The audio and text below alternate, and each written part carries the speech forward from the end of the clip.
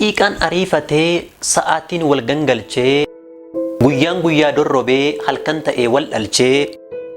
biiftuun galgala lixxee subii barraaqaa baatee torban ji arga ta'ee jiin immoo waggaa taatee wiixata gaafa tokko walakkaa halkan qixxee dubbiin onnee tarsaaftu tasa gurra koo lixxee hacaaluu du'e jennaan kumaaf kitilli huursee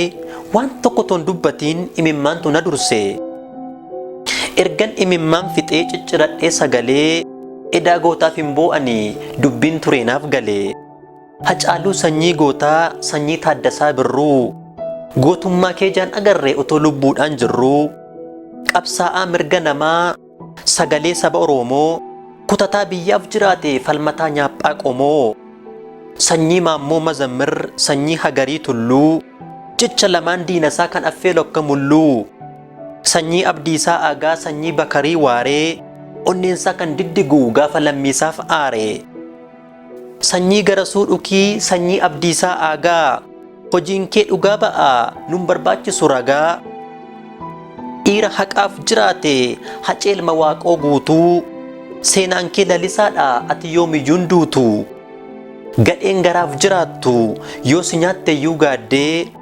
gumaa kee qeerrootu baasaa hacee ko sanyii taaddee laggasaa wagii taatee diddee goobanaa daacee ati maandeellaa keenyadha nu boonsiteetta hacee dhiira garaan gambeelaa sodaan yoom garaa hirtaa jirra akkuma nuun jette hinduun irrallee jirta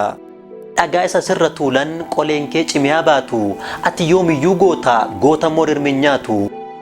chaanaalii yuutuubii yeroo yerootti walaloowwan barsiisoo fi